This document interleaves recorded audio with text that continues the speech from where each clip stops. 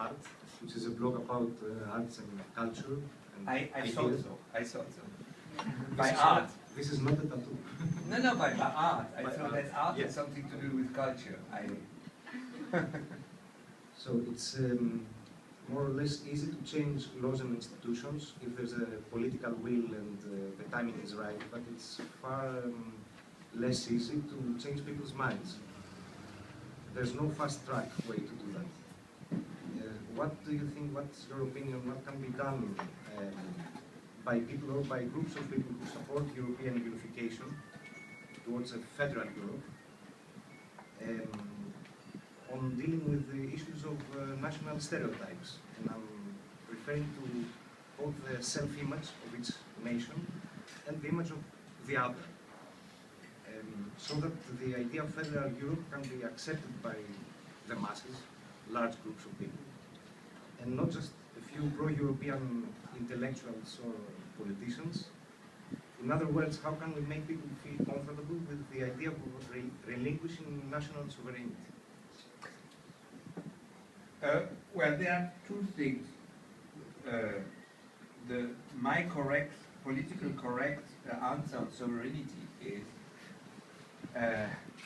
that with the globalization and the market, the globalization has destroyed national sovereignty. But we don't know it. Well, we know it, but we don't want to accept it, this reality. It's, you know, the problem always when I discuss about Europe, you know, is that people say, well, to me often, well, you are for Europe because you don't have a nationality. It's true, I'm born in France, German parents, I'm a German Jew, a French German Jew, I'm a bastard of a lot of things, so it's easier to say I'm for Europe. But it's not like this.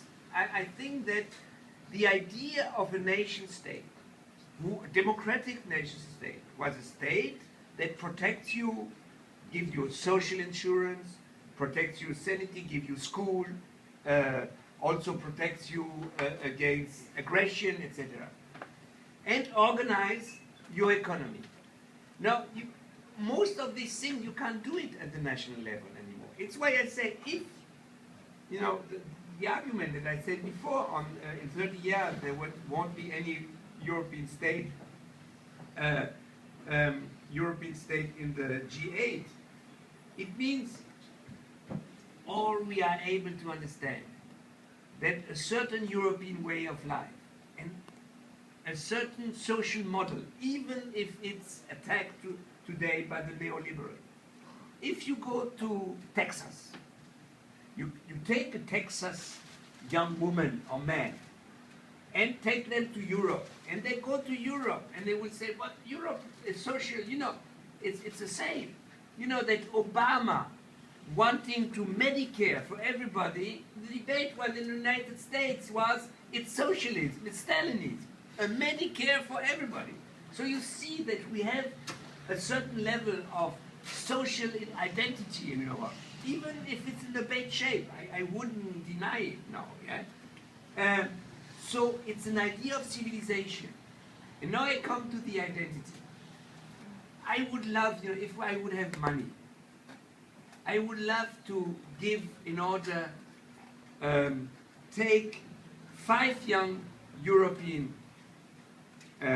film director and 5 Greek, and do it in every country. I need a lot of money.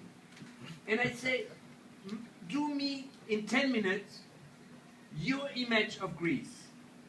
And the Greek tell me... There is a project. Yes, I know. Story dog. Yes, I know. But that, you know, to do this, that we can compare, not discuss. But then you would see, I don't know, a young Italian making a film about Greece, and or a young Greek making a film about Finland.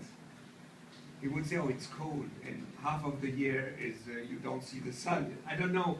But, you know, this would be an interesting thing to understand what we don't understand in identity. And I think this would be a main project. I think our difficulty, but it's general, that in the globalized world, the the identity, the reality of a country has completely changed, but the identity of what we are has not changed. When I debate in France, to ease the Greek, not to, when I debate in France, and I say, look, in 30 years, I make this, you will be, in 30 years, the reality of France in the globalized world would be the same that the reality of Luxembourg in Europe. No, you can't make the decision to want to be Luxembourg. It's a nice, boring little country. If you want to live, it's a rich country, it's perfect. But is this the dream of the French? To be the Luxembourg of the world? No. And if you want to have a great nation, if you want to have a nation who have given a lot, terrible thing, colonialism, and thing, but a lot also of French Revolution, the idea.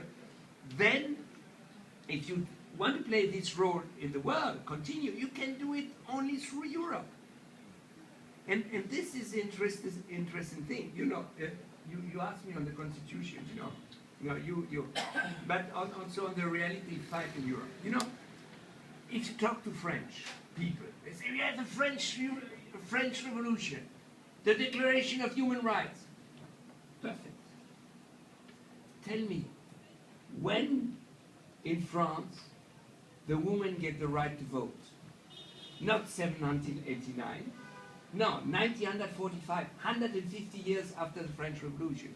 So, the big French Revolution, human rights for everybody except, okay, it's a minor problem, except for the woman, This shows you how difficult, how long changes come in the society, and also in the